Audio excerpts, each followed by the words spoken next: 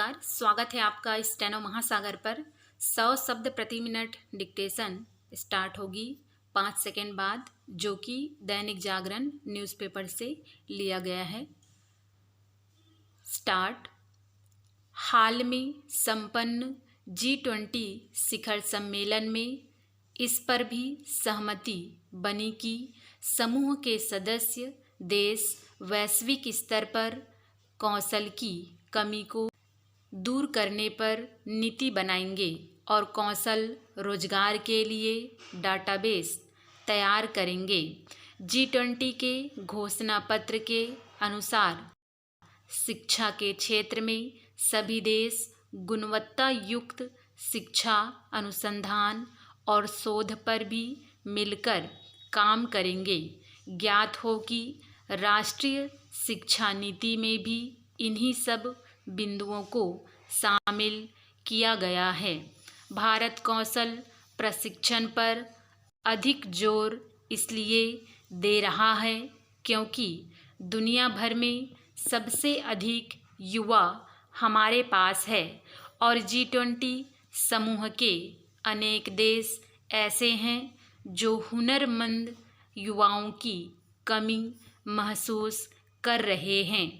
UGC G20 घोषणा पत्र में निर्धारित उच्च शिक्षा की प्राथमिकता वाले क्षेत्रों का एक रोड मैप बना रहा है। ध्यान रहे कि राष्ट्रीय शिक्षा नीति में शिक्षा की गुणवत्ता बढ़ाकर और उसकी पहुंच सर्वसाधारण तक सुनिश्चित करने पर विशेष जोर है। गुणवत्तापूर्ण और सर्वसुलभ शिक्षा समाजोपयोगी नवाचारी शोध तथा युवा पीढ़ी के कौशल विकास द्वारा ही राष्ट्रीय विकास का मार्ग प्रशस्त हो सकता है। इसी उद्देश्य को ध्यान में रखते हुए केंद्र सरकार द्वारा 2018 में भारतीय उच्च शिक्षा आयोग तथा 2019 में राष्ट्रीय अनुसंधान फाउंडेशन के गठन की घोषणा की गई। हालांकि कुछ कारणों से उनके कार्यान्वयन की गति धीमी रही, लेकिन अब उसमें तेजी आई है। अब तक उच्च शिक्षा क्षेत्र में अनेक नियामक संस्थाएं थी। उनके अपने अपने मानदंड एवं मापदंड हुआ करते थे।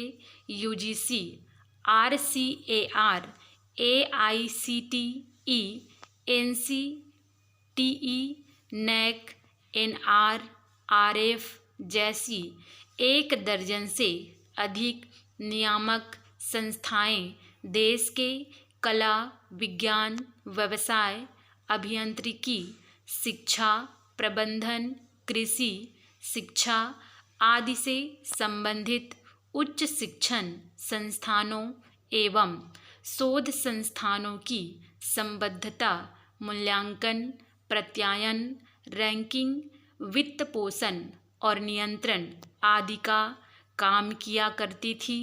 इस प्रक्रिया में ये संस्थान तमाम समस्याओं का सामना करते रहे। इन संस्थाओं पर अनियमितता एवं पक्षपातपूर्ण रवैया के आरोप भी लगते रहे। पाठ्यक्रम निर्माण एवं उनके कार्यान्वयन में भी ये नियामक संस्थाएं दोषमुक्त नहीं रही है। इसीलिए केंद्र सरकार ने इन्हें एक निकाय के अधीन लाने का निर्णय लिया। अब उच्च शिक्षा एक ही नियामक संस्था भारतीय उच्च शिक्षा आयोग के अधीन होगी, जो सीधे तौर पर शिक्षा मंत्रालय की निगरानी में काम करेगा।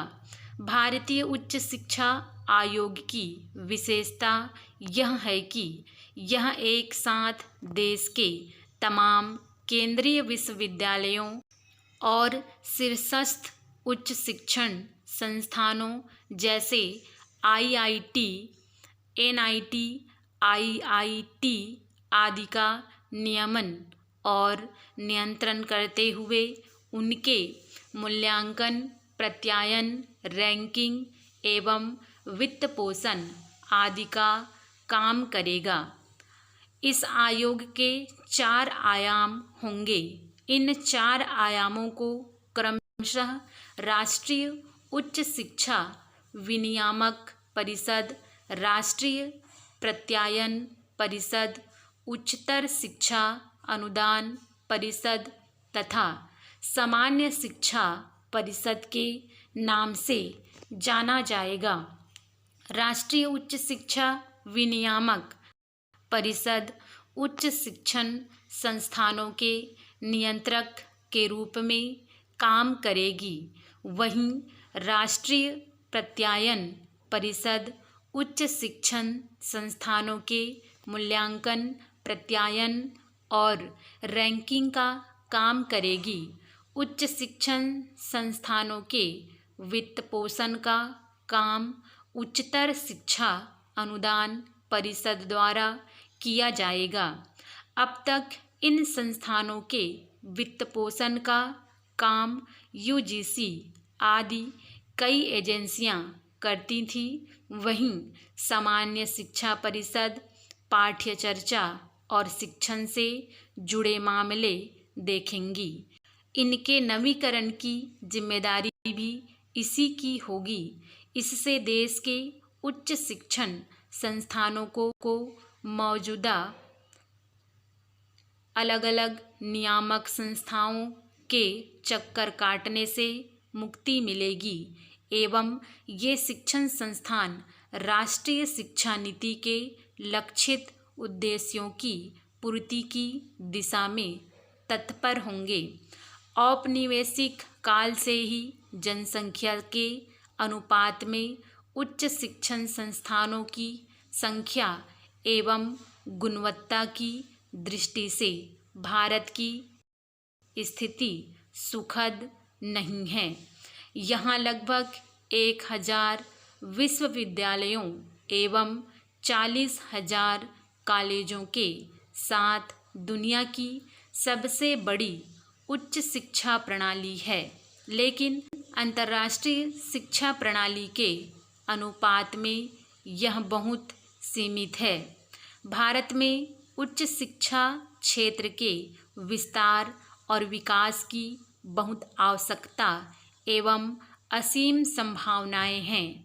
उच्च शिक्षा आयोग इस कमी को पूरी कर सकता है।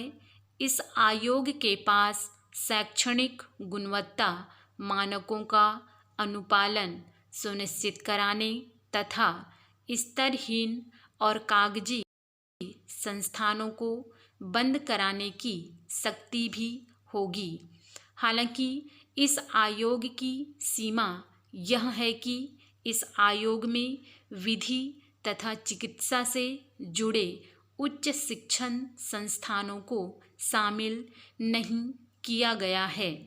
इसके साथ ही उपरोक्त लक्ष्यों की प्राप्ति के लिए सरकार को उच्च शिक्षा तंत्र में भारी निवेश करने की भी आवश्यकता होगी। राष्ट्रीय अनुसंधान फाउंडेशन भी अनुसंधान की दशा एवं दिशा को बदलने की एक उल्लेखनीय पहल है।